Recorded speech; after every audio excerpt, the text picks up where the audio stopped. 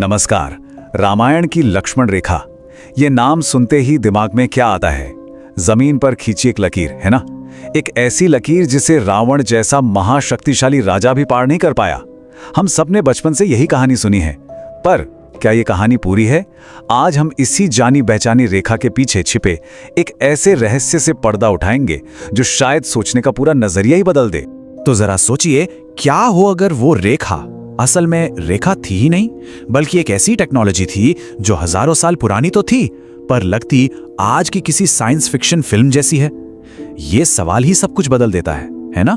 तो चलिए इसी सवाल के साथ आगे बढ़ते हैं और इस पारंपरिक सोच को थोड़ा चैलेंज करते हैं।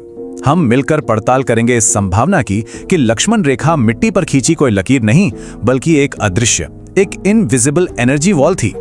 तो देखिए फर्क कितना बड़ा है। एक तरफ तो हमारी पारंपरिक धारणा है, जमीन पर खींची एक मामूली सी लकीर, और दूसरी तरफ है ये नया सिद्धांत, एक अदृश्य एक्टिव एनर्जी फील्ड। मतलब एक ऐसी दीवार जिसे देखा नहीं जा सकता, जिससे आज की भाषा में हम शायद एनर्जी शील्ड कहेंगे। और ये थियरी कहती है कि लक्ष्मण ने असल में यही बनाया था। और मजे की बात यह है कि इसके सुराग हमें रामायण की कहानी में ही मिलते हैं। जरा याद कीजिए, लक्ष्मण ने क्या किया था?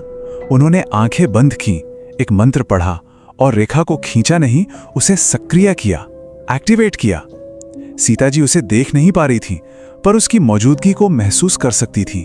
ये सारे के सारे संकेत किसी फिजिकल लाइन की तरफ तो इशारा नहीं करते, ये एक इनविजिबल एनर्जी फील्ड की तरफ ही इशारा करते हैं।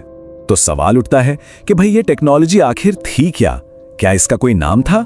जी हां, प्राचीन ग्रंथों में इसका एक नाम मिलता है और वो है सोमतिथि विद्या। चलिए अब समझते हैं कि ये आखिर थी क्या भला और काम कैसे करती थी। देखिए, सोमतिथि विद्या कोई पूजा पाठ या कोई धार्मिक अनुष्ठान नहीं था। नहीं, ये प्योर साइंस था। एक ऐसी तकनीक जिसमें प्रकृति के जो फंडामेंटल एलिमेंट्स हैं उन्हें कंट्रोल करके एक पार्टिकल बेस्ड एनर्जी बैरियर बनाया जाता था। मतलब कणों से बनाए एक सुरक्षा कवच।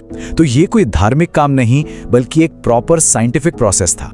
और इस विज्ञान के 3 मेन पिलर्स थे। पहला अग्नि, मतलब एनर्जी जो उस शील्ड का पावर सोर्स थी। दूसरा जल, मतलब पार्टिकल फ्लो जिससे वो शील्ड बनती थी। और तीसरा वायु, यानी स्पेस एंड मूवमेंट, जो उस शील्ड का दायरा और उसका स्ट्रक्चर तय करता था। इन्हीं तीनों को मिलाकर वो अदृश्य अभेद्य दीवार तैयार की जाती थी। अच्छा, अब आते हैं उस मंत्र पर जो लक्ष्मण ने पढ़ा था।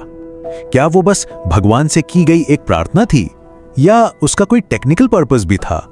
यहीं पर यह थ्योरी और भी इंटरेस्टिंग हो जाती है। ये कहती है कि वो मंत्र असल में मंत्र नहीं, बल्कि एक एक्टिवेशन कोड था। जी हां, बिल्कुल वैसे ही जैसे आज हम किसी मशीन को चलाने के लिए कोई कमांड देते हैं या कोई पासवर्ड डालते हैं। वो मंत्र उस एनर्जी फील्ड को एक्टिव करने के लिए एक सोनिक कमांड, एक साउंड बेस कमांड था। और ग्रंथों में ये मंत्र मिलता भी है।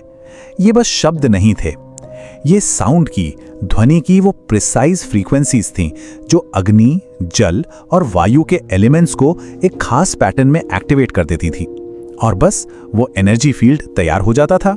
अब सोचिए ये ज्ञान कितना एक्सक्लूसिव रहा होगा। कहा जाता है कि उस समय पूरी दुनिया में सिर्फ 4 ऐसे गुरुकुल थे जहां ये सोमतिथि विद्या सिखाई जाती थी, और लक्ष्मण उन्हीं में से एक गुरुकुल के छात्र थे।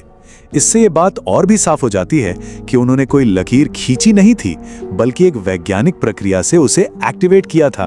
चलिए, एक छोटी सी कुटिया की सुरक्षा तो समझ में आती है, पर क्या इस टेक्नोलॉजी का इस्तेमाल इससे भी कहीं बड़े, बहुत बड़े स्केल पर हो सकता था?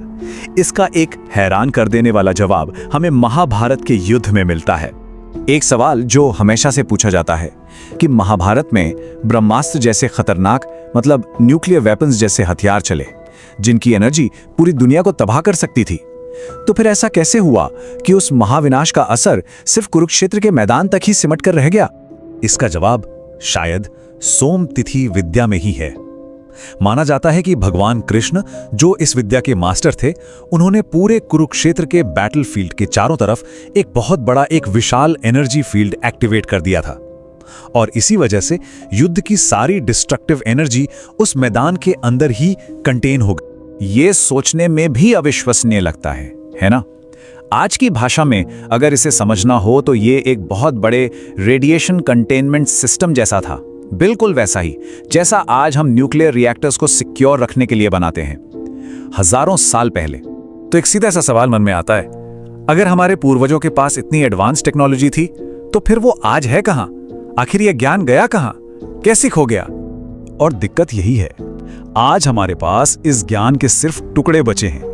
वो मंत्र आज भी मौजूद हैं, कहानियां और उनके संदर्भ भी मौजूद हैं, पर जो चीज खो गई वो है इसे करने की पूरी प्रक्रिया, वो प्रैक्टिकल नॉलेज। मतलब हमें ये तो पता है कि क्या होता था, पर हम ये भूल चुके हैं कि कैसे होता था। तो आखिर में हम उसी सवाल पर वापस आ जाते हैं, क्या हमारी प्राचीन कथाएं सिर्फ मनगढ़ंत कहानियां हैं, मिथ्स है, या फिर एक ऐसा साइंस है जिसे हम आज तक समझ ही नहीं पाए? हो सकता है ये पौराणिक कथा न हो, बल्कि एक भुला दिया गया विज्ञान हो। इस बारे में सोचना बहुत जरूरी है।